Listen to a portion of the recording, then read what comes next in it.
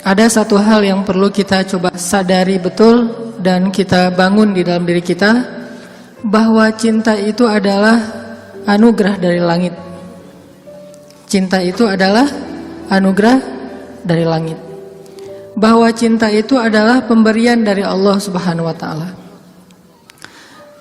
Dan gak mungkin Allah memberikan rasa cinta yang membuat seorang hamba bertambah dosa, itu gak mungkin. Yang menambah dosa, yang menambah kejauhan kita dari Allah Subhanahu wa taala pasti bukan cinta. Jadi kalau ada rasa yang buat kita nggak khusyuk dalam sholat, pasti bukan cinta. Kalau ada rasa yang bikin kita jadi sakit hati, pasti bukan cinta. Kalau ada rasa yang kemudian bikin kita malah melakukan perbuatan-perbuatan yang Allah nggak suka, pasti bukan cinta. Itu disebut dengan wasawisus syaitan, yang ada di dalam hawa nafsu manusia. Sedangkan cinta semuanya berasal dari Allah Subhanahu wa taala.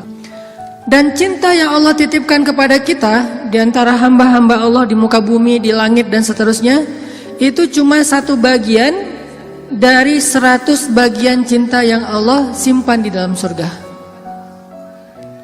Jadi satu bagian itulah yang kemudian kita lihat dari seorang ibu kepada anak, dari seorang ayah kepada putranya, dari seorang anak kepada orang tuanya, dari seorang pasangan kepada pasangannya, suami istri, istri kepada. Satu bagian yang kemudian dibagi di antara hamba-hamba Allah yang sangat banyak, miliaran bahkan tidak terhitung. Cuman satu bagian.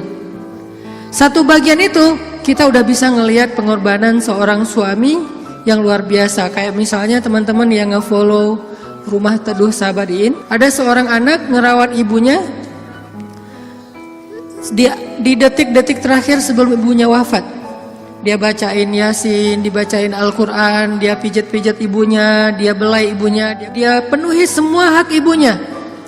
Dan ini adalah gambaran hanya partikel kecil dari satu bagian cinta yang Allah turunkan ke muka bumi. Ini hal yang perlu kita sadari dulu teman-teman, bahwa cinta itu asalnya dari langit. Kalau kita butuh cinta dari siapapun, cinta dari orang soleh, cinta dari ulama, cinta dari orang tua, cinta dari pasangan, cinta dari calon pasangan, cinta dari mantan yang pengen balikan, cinta dari mana aja lah. Carinya tuh bukan di bumi, carinya di langit. Makin rendah sujud kita, makin kita menggetarkan arasy di langit. Tapi kalau kita cari cinta dengan cara sering-sering posting, itu juga diedit semalaman, kita nggak bakalan dapat cinta. Kita dapatnya apa? Was-wasah, bukan cinta. Terus nggak boleh posting Ustaz? Boleh, dan saya juga sering posting, cuman bukan gitu cara mencari cinta. Apalagi diedit habis-habisan, pakai apa aplikasi berganti-ganti. Ini kurang apa, bright lah, apa kurang charming. Akhirnya diedit. Justru yang muncul dari itu adalah kekecewaan. Makanya kalau kita mencari cinta itu adalah dengan sujud, dengan doa, dengan taqarrub kepada Allah Subhanahu wa taala, mendekatkan diri pada Allah. Sehingga kalau kita udah cinta dari Allah Subhanahu wa taala, maka Allah akan mendatangkan sekian banyak orang untuk mencintai kita. Ada yang dengan status pasangan, ada yang dengan status orang tua, ada yang dengan status teman, ada yang dengan status apapun, bahkan kadang nggak dikenal, tapi dia mencintai kita karena Allah Subhanahu wa taala. Dan itulah cinta yang berlimpah. Kebayang nggak di antara banyak makhluk, kira-kira gimana yang 99 bagian yang Allah simpan di dalam surga, dan itu diberikan hanya kepada segelintir hamba Allah yang masuk ke dalam surga doang.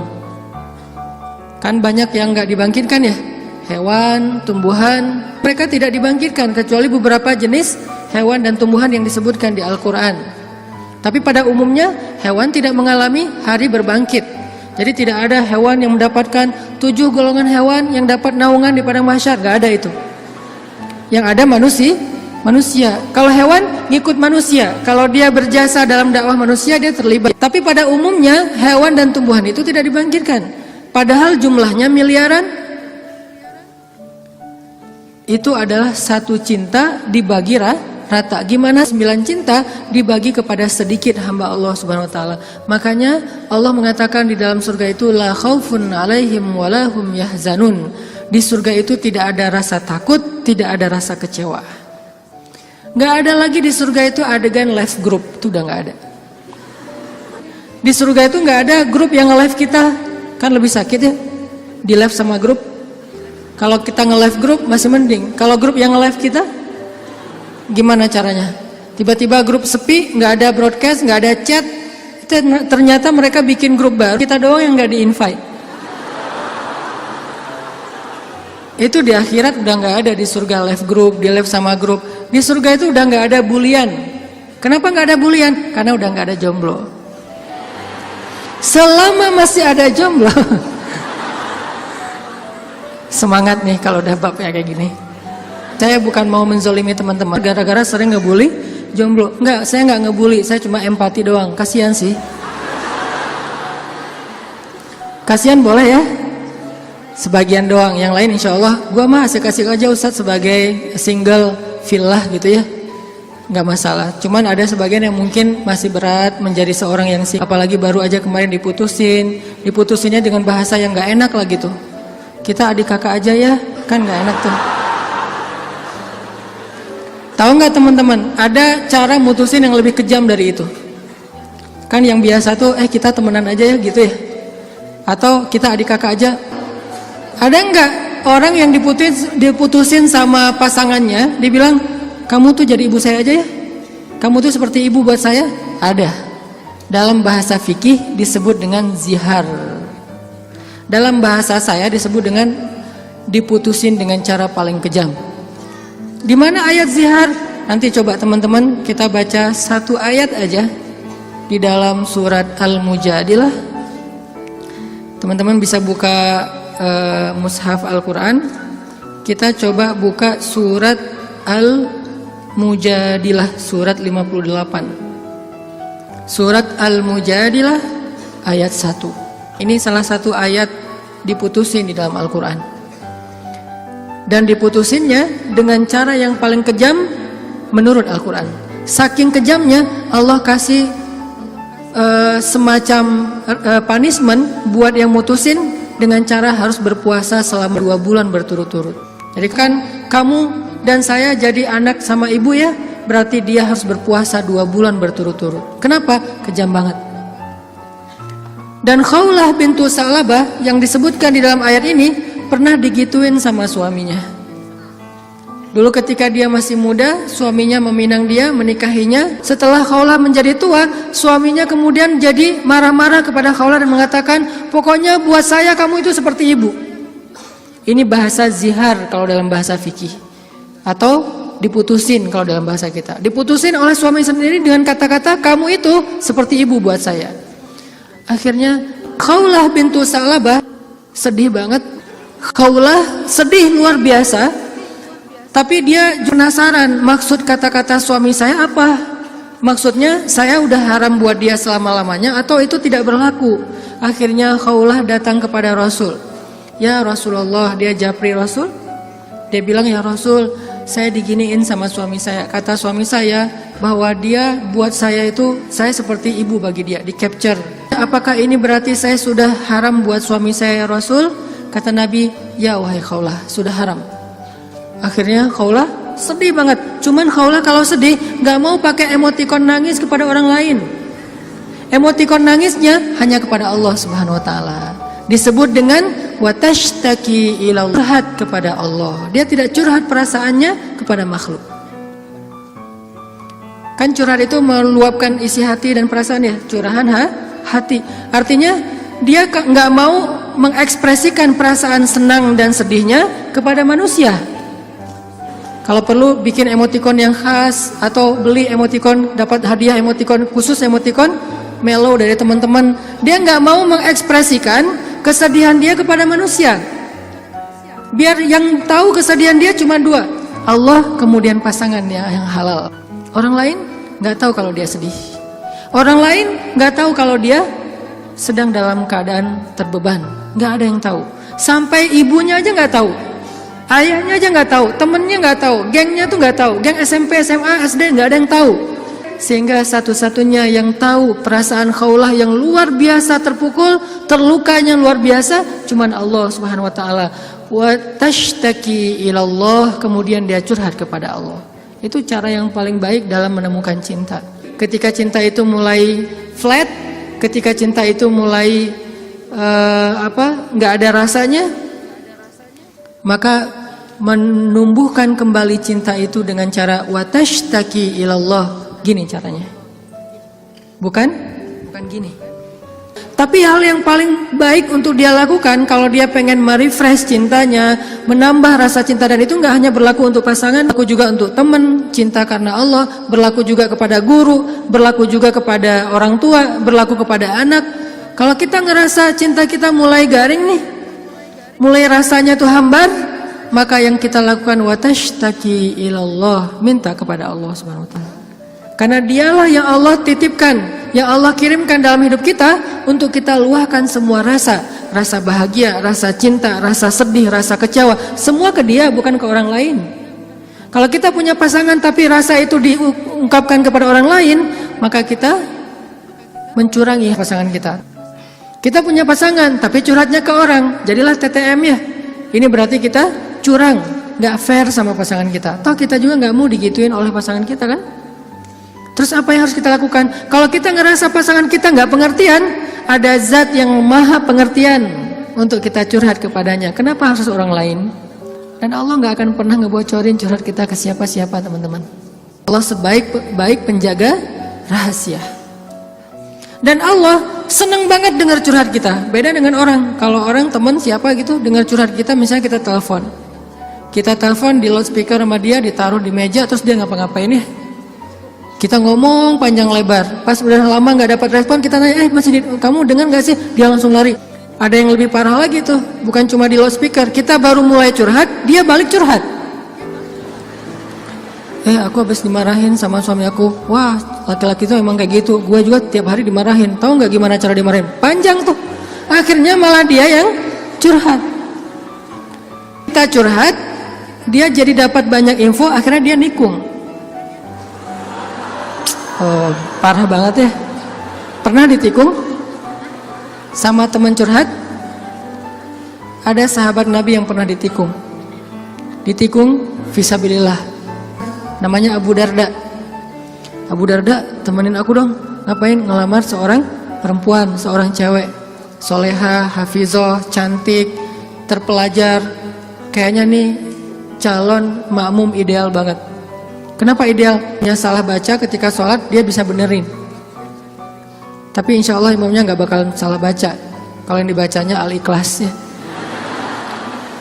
Gua mah pede nggak nyari makmum yang hafiz-hafiz banget. Kenapa? Karena kalau ngimamin surat Al-Ikhlas jadi nggak pernah salah.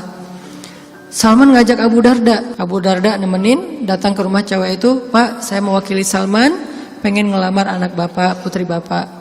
Kata bapak ini, ya udah saya tanyain dulu ke putri saya, kalau dia setuju nanti saya nikahkan kalian. Harus nanya dulu ke perempuannya, ke putrinya, karena nggak boleh nikah paksa dalam Islam.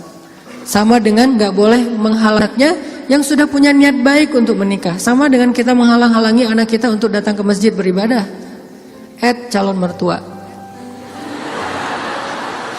Nggak boleh menyusah-nyusahin anak kita yang pengen beribadah. Apa ibadahnya? Nikah. Bukankah nikah itu setengah dari agama?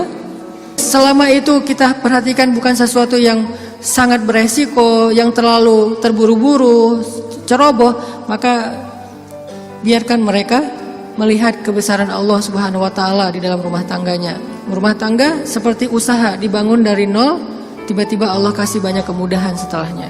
Udah selesai lamar, ditanya sama ayahnya kepada putrinya, "Nak, gimana tuh ada satu orang cowok di depan ngelamar kamu? Yang mana?" Itu yang Salman, yang orang Asia. Anaknya kemudian keluar ngintip. Ngintip bahasa kita stalking.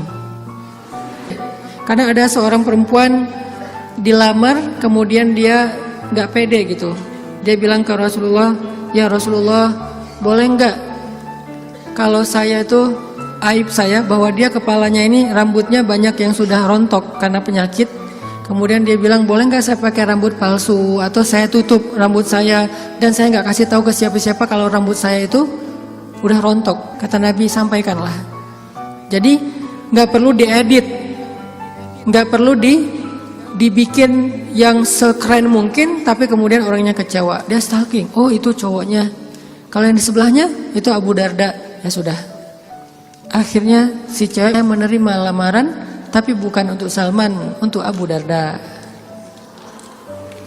Datang bapak itu, alhamdulillah saya udah bicara dengan anak saya. Oh gimana Pak? Salman udah deg-degan gitu. Sabar ya Salman, ternyata anak saya belum berkenan untuk menikah dengan Salman. Oh nggak apa-apa Pak, cuman anak saya ternyata ridho menikah. Oh apa-apa. Jadi nggak enak hati gitu kan. Aduh Salman, ini bukan saya loh ya, minta kan tadi kamu dengarkan saya ngomong apa. Kata Salman, udah biasa aja kali Abu Darda, tapi saya nggak mau nikung kamu. Udah nggak apa-apa, kan Allah menciptakan kita berpasang-pasangan, masing-masing udah ada takdirnya. Akhirnya Abu Darda nggak enak banget. Si bapak juga terlalu vulgar. Harusnya kan biarin dulu mereka pulang di Japri ya. Abu Darda balik kan bisa ya. Abu Darda ditelepon gitu balik, mau ada yang diobrolin. Kenapa di depan Salman? Sehingga Salman jadi sedih. Enggak, ternyata mereka paham. Cinta mereka itu karena Allah Subhanahu wa taala. Kalau belum berjodoh berarti emang bukan itu cintanya. Dan mereka tidak akan memberikan hatinya, karena hati itu satu-satunya organ di datu yang paling berharga, dan dia nggak akan ngasih kecuali kepada orang yang sudah berakad, saya terima nikahnya, dan kemudian dikatakan oleh saksi sah. Kecuali saksinya mantan, itu nggak bakalan sah. Saya terima nikahnya. Gimana saksi? Belum. Oh ya, ulangi lagi. Udah 100 kali, belum aja. Kenapa? Saksi nggak bisa move on. Yang lebih berat tuh bukan saksinya yang mantan, KUA-nya yang mantan. Tuh parah tuh. Ini kenapa ya persyaratan nggak ada yang lengkap ya? Semuanya persyaratan kurang aja gara-gara KUA-nya adalah mantan. Nauzubillah ya.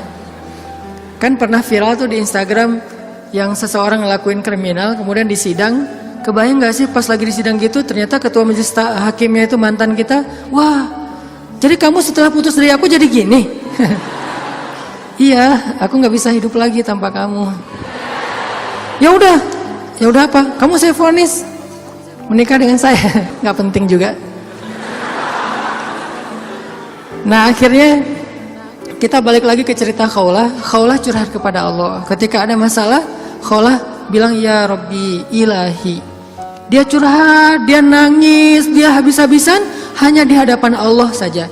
Ketika di hadapan manusia, dia nggak mau menunjukin dirinya lelah di hadapan manusia. Dia nggak mau menunjukin dirinya fragile di depan manusia. Dia hanya menunjukkan kelemahan dirinya di hadapan Allah. Allah ilahi, saya fakir sedangkan engkau maha kaya. Saya lemah sedangkan engkau maha perkasa. Saya bodoh sedangkan engkau maha bijaksana. Saya bingung sedangkan engkau maha tahu segala-galanya. Kita tunjukkan semua kelemahan kita, curhatnya kepada Allah, jangan kepada makhluk. Dan Allah senang banget dengar curhat hambanya. Apa nama Allah yang maha mendengar? Sami'un. Allah itu gak pernah lelah mendengar curhat, doa, dan semua isi hati hamba-hambanya ketika mereka berbicara kepada Allah. Ya Allah, ya Allah. Setiap hari kita berdoa kepada Allah dengan doa yang sama, Allah gak pernah bosan. Makanya Allah As-Sami' yang maha mendengar. Makin panjang curhat kita, Allah makin sayang sama kita. Beda kan sama orang, makin panjang curhat kita, makin ditandain besok-besok kalau kita telepon gak akan diangkat lagi. Pura-pura sibuk lah. Terus kalau kita WA japri gitu nggak dibaca-baca, pura-pura tadi tinggalan handphonenya apa segala macam. Karena gitu kita mau curhat, bukannya Allah mendengar doang, malah Allah mendatangi kita. Wa idza salaka ibadi anni, kalau hambaku bertanya kepadamu, di mana Allah? Saya pengen curhat. Wa idza salaka ibadi anni fa inni qarib, aku dekat. Artinya ketika kita pengen curhat, Allah mendatangi kita. Kadang-kadang kita nggak pengen curhat aja, Allah mendatangi kita karena pengen dicurhatin. Kan baik banget Allah tuh. Padahal kan yang butuh kita ke Allah, bukan Allah butuh kita. Tapi karena saking pemurahnya Allah, dari arasnya turun ke langit dunia. Setelah turun ke langit dunia, Allah bertanya, hal min dhi hajah, ada enggak hamba-hambaku yang butuh pertolongan? Allah manggil-manggil kita tuh di langit dunia tuh. Allah manggil-manggil kita, kita tidur. Ilfil nggak Allah? Besok datang lagi. Hal min dzi hajah, ada nggak hamba-hambaku yang butuh pertolongan? Masih tidur. Ilfil nggak? Besok datang lagi, dan itu berlaku dari sejak Allah menciptakan manusia sampai hari kiamat. Nggak pernah Allah ilfil sama kita. Inilah tempat curhat yang paling baik. Hanya ada dua, satu kepada Allah, kedua kepada pasangan. Kalau tidak ada pasangan, bolehlah sesekali kepada orang tua. Tapi kadang-kadang harus dibatasi juga. Karena ada hal-hal yang kalau kita sampaikan kepada orang tua, pasangan kita nggak ridho. Ketika kita ngomongin ke ibu kita, mungkin pasangan kita menjadi malu karenanya. Masalah nafkah mungkin. Kan itu harga diri suami banget ya. Kalau seorang istri kemudian curhat ke ibunya, ya AA ngasihnya kurang terus setiap bulan. Kan dia jadi malu nih. Ada hal-hal yang suaminya akan malu dan gak rela. Terus kepada siapa yang insya Allah suami kita gak malu? Kepada Allah. Ya Allah, suami saya ngasih nafkah kurang terus udah berapa bulan. Saya sih berharap gak usah banyak-banyak ya Allah, 30 juta aja sebulan. Ini masih kurang 29 juta, kurang sejuta curhat ya. Karena suami kita juga curhatnya ke Allah. Ya Allah, saya pengen nambahin nafkah buat istri saya. Ya Allah, ya Allah, ya Allah. Dua-duanya curhat nih. Kalau perlu curhatnya sambil pegangan tangan, kan seru tuh. Coba kalau masih sendiri, pegangan tangan siapa? Gini-gini. Mana ya tangan? Kalau sholat tahajud berdua sama sendiri. Kalau sendiri, yang banguninnya alarm. Nggak enak banget tuh.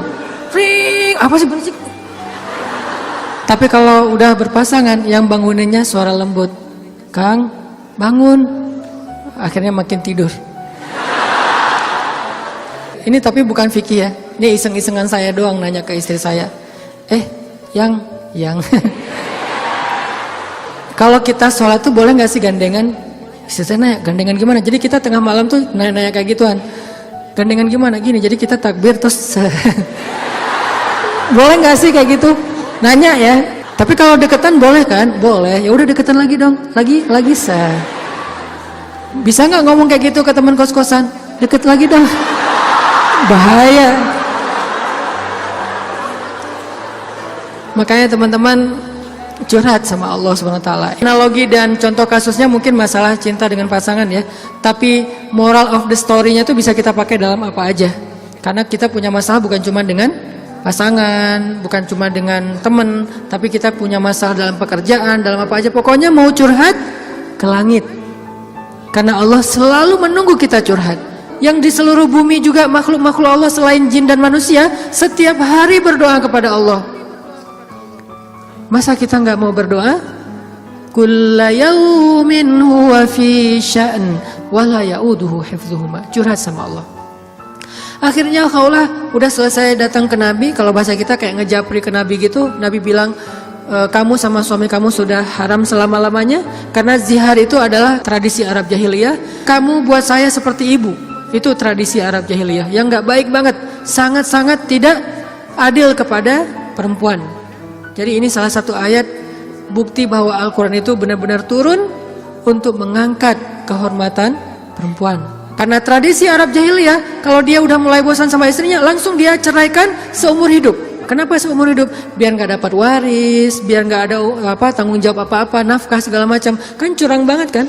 Dinikahi ketika muda, pas udah tua diceraikan tanpa ada harapan warisan dan nafkah lagi selama-lamanya. Ternyata Khawlah gak berhenti dengan bertanya kepada Nabi doang. Dia minta kepada Allah. Tadinya gak ada loh fikih zihar di dalam Islam tuh gak ada. Gak ada syariat hukum tentang bab zihar di dalam Islam. Baru ada setelah Khawlah curhat. Jadi bisa dibilang beberapa syariat Islam itu muncul hasil dari curhat-curhat para hamba.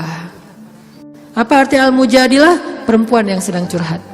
Ini surat curhat di dalam Al-Quran. Akhirnya turun ayat, Allah sudah mendengar pembicaraan kalian berdua. Allah tahu banget isi japri-japrian kalian. Kemudian Allah mengatakan, zihar itu adalah dosa besar. Dan orang yang melakukan zihar tidak berlaku untuk istrinya. Tapi dia wajib menebus dosa itu dengan cara berpuasa 2 bulan berturut-turut. Suami dari Khawlah orang yang sudah sangat tua. Nabi panggil dia ke sini. Akhirnya sahabat nyari-nyari dia, dipanggil ke rumah Nabi. Kemudian Nabi mengatakan, sudah turun ayat tentang masalah kamu dengan Khawlah. Allah nggak redha dengan apa yang kamu lakukan kepada Khawlah. Akhirnya dia dimarahin sama Nabi. Kemudian Nabi mengatakan, ya Rasulullah, saya sadar, saya insaf, saya taubat. Terus gimana menebusnya ya Rasul? Kata Nabi, berpuasalah 2 bulan berturut-turut. Dia bingung. Rasul, saya ini laki-laki yang sudah tua. Jangankan 2 bulan berturut-turut, sehari aja batal. Nggak boleh batal sehari aja, nggak boleh. Kalau batal sehari, nggak bisa besok dilanjutkan, nggak bisa. Langsung mulai dari nol. Ya Rasul, saya puasa sehari aja nggak kuat, gimana 2 bulan? Rasul mengelus dada kemudian mengatakan, ya udah kalau gitu beri makan 60 orang miskin. Ya Rasul, nggak ada orang yang lebih miskin di daerah sini daripada saya. Akhirnya Nabi ngambil beberapa karung korma, dikasih ke dia, ngasih makan ini untuk keluargamu. Ini juga menjadi dalil gimana Islam itu agama yang sangat-sangat toleran. Allah pengen memudahkan kalian, Allah nggak pengen menyusahkan kalian. Semua syariat Islam itu adalah memudahkan kita, nggak ada yang menyusahkan kita. Semua syariat Islam itu gampang, simple, mudah, nggak ada yang susah. Salah satunya adalah menikah, itu mudah banget. Mana Ustadz? Buktinya masih banyak yang masih single. Berarti bukan Allah yang menyusahkan pernikahan, calon mertua tuh. Nah Allah mah memudahkan kan ya. Bayangin pernikahan itu kan simple ya. Akad nikah sederhana kan. Yang cuman saya nikahkan putri saya terima putri bapak dengan mahar sekian dibayar tunai, sah. Akhirnya berubahlah status, berduaan apalagi dan seterusnya apalagi dosa aja isinya. Sekarang berubah. Memandang aja berpahala. Apalagi ya. Memandang aja berpahala, kebayang gak tuh? Memandang pasangan itu sama kayak memandang Ka'bah. Duduk sambil ngeliatin Ka'bah itu pahalanya kayak 2 rakaat sholat loh. Sholat mutlak. Berarti memandang istri yang lagi rempong sama dengan 2 rakaat sholat mutlak. Baru memandang gimana menyentuh, gimana mengecup keningnya, gimana memeluknya, gimana dan gimana. Ibadah sholat mudah banget, nggak bisa berdiri, duduk, nggak bisa duduk, berbaring. Nggak bisa sholat tepat waktu, dijamak. Nggak bisa menjamak, dikosor, dikodok. Kenapa dikodok? Soalnya ketiduran. Yang penting jangan istiqomah. Masa mengkodok istiqomah ya? Jam 9 pagi, sholat apa itu? Kodok subuh. Sekalian dijamak dengan duha. Istiqomah, udah setahun kayak gitu. Nah ini. Kayak misalnya kita pulang malam, belum isya nih. Tadi pas isya, pas lagi di jalan macet-macetan, sampai di rumah capek banget, mandi segala macam, makan, akhirnya ketiduran. Lupa kalau kita belum salat isya, bangun-bangun subuh, oh iya ya semalam saya belum isya. Gak apa-apa, lakukan ketika kita ingat. Karena itu lupa atau gak sadar atau gak tahu ilmunya. Balik lagi, akhirnya Allah turunkan ayat untuk ngebela Khawlah bintu Sa'labah. Kenapa?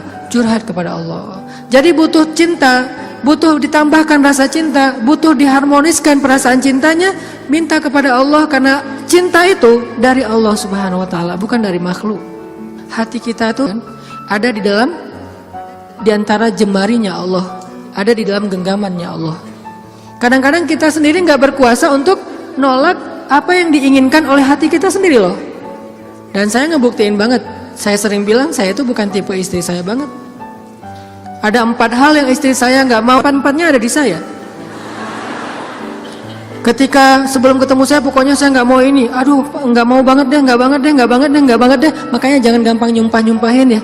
Nanti malah dikasih seperti yang kita sebutin. 4 hal yang saya nggak pengen banget ada suami saya yang 4 ini. Ternyata pada diri saya ada 4-4-nya. Ya Allah, tundukkanlah hatinya untukku, ditundukkan. Kok saya nggak bisa nolak kamu? Ya.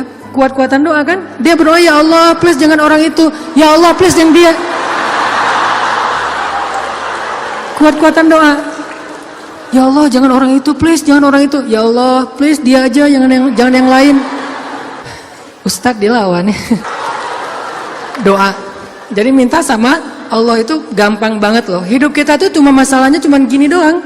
Buat saya hidup saya itu modalnya bukan duit, bukan teman, walaupun itu semuanya penting dan berharga, tapi modal paling penting dalam hidup saya itu ini. Makanya saya nggak mau sama sekali menggadaikan doa dengan makanan yang syubhat dan haram, nggak mau saya. Misalnya jalan ke luar negeri kayak kemarin New Zealand, Jepang yang bukan, yang muslimnya minoritas kan susah nyari makan halal tuh. Mending lapar daripada saya akhirnya mencari-cari alasan, ini kan darurat kan udah nggak ada pilihan segala macam. Ini kan makannya ikan tapi kan satu minyak dengan makanan yang nggak halal. KFC kalau di luar negeri itu halal. Mungkin kalau di Singapura McD KFC-nya udah ada label halal. Tapi kalau di beberapa negara yang lain nggak ada label halal. Walaupun ayam kan bukan babi Ustaz, bukan pork. Tapi kan dia nggak disembelih dengan nama Allah. Saya nggak mau. Pengen ngerasain gimana ya rasanya ayam goreng di mana gitu, ayam kriuk di mana, dia beda dengan di Indonesia. Tapi kan itu bahayanya bukan masalah hal haram, menggadaikan doa kita. Begitu kita makan, kenyangnya cuma sebentar, nanti juga udah lapar lagi, tapi doa kita ditolak 40 hari 40 malam. Dimana kalau pas lagi di luar negeri, terus kita ada masalah di imigrasi pas di bandara, kita berdoa gimana cara Allah akan mengabulkan?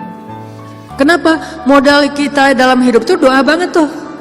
Saya ngerasa banget banyak keajaiban dalam hidup gara-gara berdoa. Bukan berarti saya udah soleh ya, bukan. Allah yang maha baik. Minta, ya Allah saya lagi butuh ini. Jadi duit kita teman-teman ada di sisi Allah. Jadi gak usah khawatir, tinggal minta. Teman-teman khawatir gak nyimpan duit di bank? Gak khawatir kan? Uang ada di bank 1M. Tenang kan? Kenapa kok tenang nitip uang 1M kepada manusia, tapi nggak tenang menitipkan harta itu kepada Allah? Ini nggak fair nih imannya nih. Kalau Allah lebih dahsyat daripada kartu dan buku rekening apa? Allah tidak pernah ingkar janji. La yukhliful mi'ad. Allah lah yang memberi kalian rezeki. Allah lah yang menjamin untuk kalian hidup. Sehingga buat saya pribadi, saya tuh orang kaya. Uangnya di mana Ustaz? Di Allah. Saya tuh orang kaya, punya banyak aset. Mana asetnya? Allah yang tahu, saya nggak tahu, tapi Allah tahu. Kan gitu kan, sederhana sebetulnya, gampang banget. Duit ada di Allah. Sama kayak orang bilang, saya banyak duit, alhamdulillah sekarang ada beberapa ratus juta. Di mana? Di bank. Aman? Enggak. Walaupun kita merasa nyaman, tapi nggak aman. Kalau di Allah, kita nggak merasa nyaman, padahal itu yang paling aman.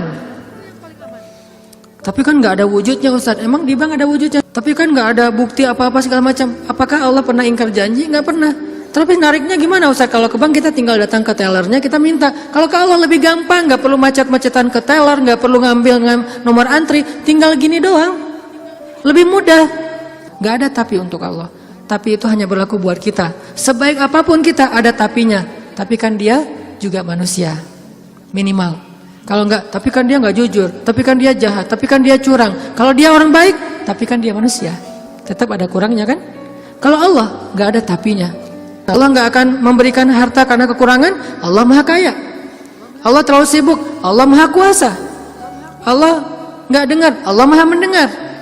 Allah misalnya enggak melihat. Allah maha menyaksikan. Apa sih yang kita persoalkan dari Allah? Tinggal gini doang. Tapi saya udah sering gini nggak didengar sama Allah. Berarti kita nggak punya kontrak. Kontrak itu udah kita batalin dengan makanan yang haram. Kontrak itu udah kita batalin dengan memutuskan silaturahim. Kontrak itu udah kita batalin dengan berburuk sangka kepada Allah. Itu kan yang membatalkan kontrak. Begitu kita berburuk sangka kepada Allah, apa sih maunya Allah nih? Ya Allah, please tolong saya dong. Tapi ngomongnya apa sih maunya? Allah, batal kontraknya. Harusnya kita mengatakan, ya Allah, bantu saya ya Allah. Saya yakin tidak ada sesuatu yang sia-sia dari takdirmu. Kita berbaik sangka kepada Allah, maka Allah pasti akan menunaikan janji. Wa aufu bi ahdi, ufi bi ahdikum. Tunaikan janji kalian kepada aku tunaikan janji aku kepada kalian. Modal itu doa banget teman-teman. Doa banget. Cinta, mau dapat sahabat, mau dapat pasangan, mau dapat kasih sayang orang tua, mau dapat doa dari orang-orang soleh, mau dapat rezeki yang berkah, mau dapat terutama cinta dari Allah. Caranya adalah menengadahlah ke langit, bukan ke bumi. Sujudlah di bumi, lalu memintalah ke langit. Maka Allah Subhanahu wa ta'ala akan melimpahi kita dengan rasa. Tinggal kita yakin aja sama Allah. Masalah yakin inilah yang membuat kita kadang-kadang jadi harus menunggu. Menunggu keajaiban dari Allah tergantung tingkat keraguan. Makin besar ragu kita, makin lama kita menunggu datangnya pertolongan Allah. Makin kuat keyakinan kita, makin cepat datangnya pertolongan Allah. Orangnya soleh banget, imannya pasti kuat tuh. Tapi dia belum ditolong aja sama Allah. Nah, berarti kita belum paham cara Allah menolong kita. Allah nolong kita itu dengan dua cara teman-teman. Pertama, pertolongan UGD. Apa yang dilakukan Allah? Allah akan menolong hati kita terlebih dahulu. Bukan masalah kita diangkat, hatinya yang dikuatkan. Itu pertolongan Allah.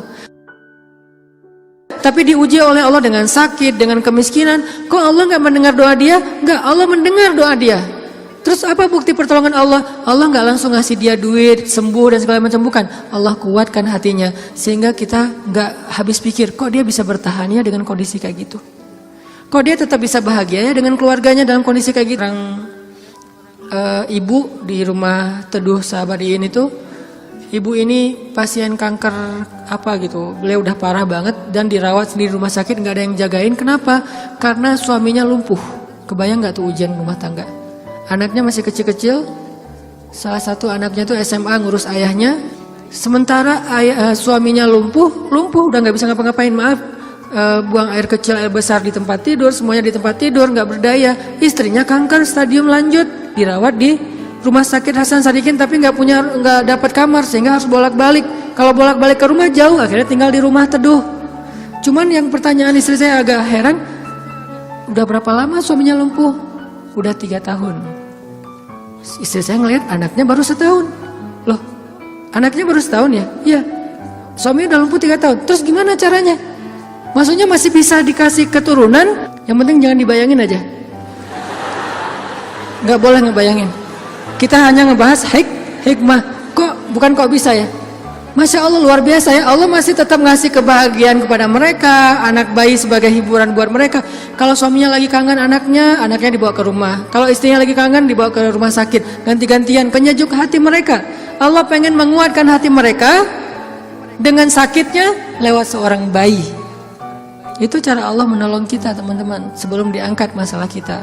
Sehingga jangan salah paham, kalau ada orang soleh miskin, kalau ada orang soleh sakit, kalau ada orang soleh kena musibah terus. Mungkin Allah tidak langsung menyelesaikan masalah dia, tetapi Allah lebih suka untuk menjaga hati dia. Karena dengan cara kayak gitu Allah akan terus dekat dengan dia. Kadang kalau kita diselesaikan masalahnya oleh Allah, tiba-tiba jadi jauh kan? Ya Allah tolong saya tahajud 1 juz 1 malam. Luar biasa tuh kalau lagi ada masalah. Satu masalah selesai, gak usah tahajud, sholat aja dijamak lagi tuh tadi.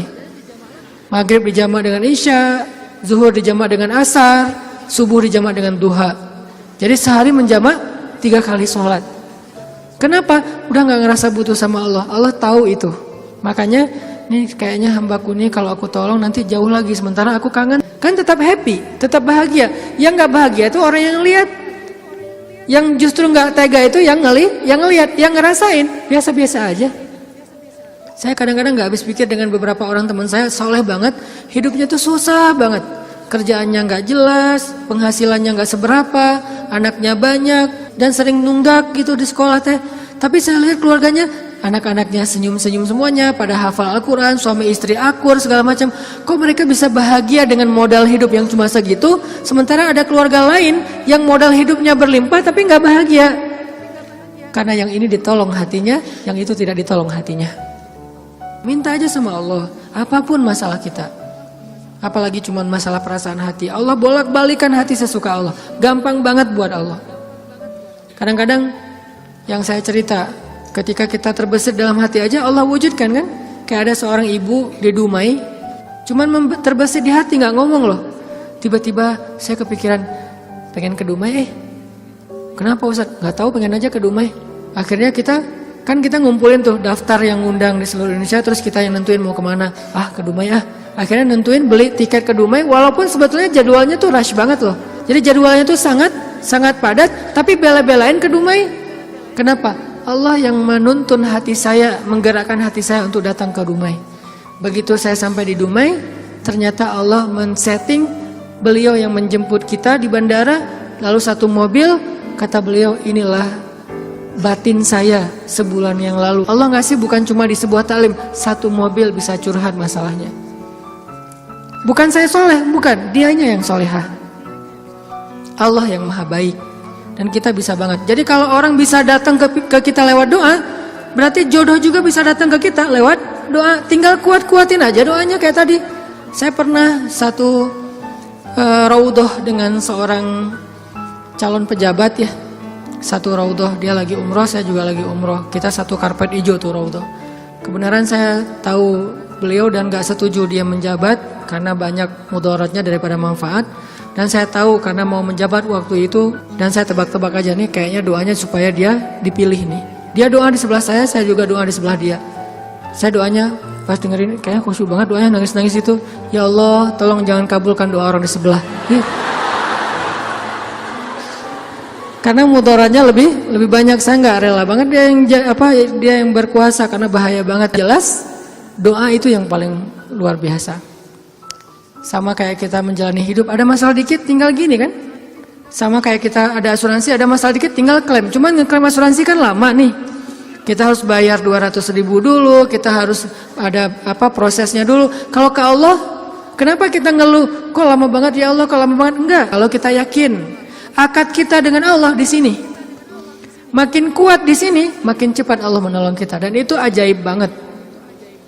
Saya nolak kalau misalnya Allah mau mendatangkan sesuatu dalam hidup saya, gimana pun ditolak tetap akan datang. Tetap akan ketemu. Alam yajidka yatiman fa'awah wa wajadaka dhallan fahada wa wajadaka ailan fa'aghna. Itu yang jadi modal kita. Bukankah dulu kita pernah ngalamin masa-masa sendiri kemudian Allah beri kita keluarga, masa-masa ketika kita bingung Allah beri kita petunjuk. Fa'ammal yatima fala taqhar wa ammas sa'ila fala tanhar wa amma bi ni'mati rabbika fahaddis. Apa maksud wa amma bi ni'mati rabbika fahaddis? Nikmat Tuhanmu itu dibicarakan. Maksudnya apa? Untuk membuat kita makin yakin sama Allah. Ya, dulu kan Allah pernah nolong kita. Dulu kita pernah lapar, Allah yang beri kita makan. Dulu kita pernah bingung di sebuah kota mau kemana, Allah kasih kita tempat tinggal. Dulu kita pernah bingung sendiri, Allah kesepian sendiri, Allah kasih kita keluarga. Itu yang dibahas untuk tajdidul iman, memperkuat iman kita kepada Allah Subhanahu wa taala. Jadi kesimpulannya teman-teman, bahwa kita butuh apa aja mintalah sama Allah, termasuk cinta. Jangan begging kepada manusia, karena itu akan menjatuhkan harga diri kita. Kalau mau begging, mengemislah kepada Allah Subhanahu wa taala. Makin kita mengemis kepada Allah, makin Allah angkat derajat kita. Makin mengemis makin mulia. Kalau ke manusia makin mengemis makin hina. Mudah-mudahan ini menjadi booster buat kita, bukan hanya dalam masalah pernikahan, tapi juga dalam semua masalah hidup kita. Dan la tahzan, innallaha ma'ana. Gak usah khawatir, jangan sedih, jangan putus asa. Allah itu selalu bersama kita. Kenapa kita tidak mengandalkan ini dalam hidup kita?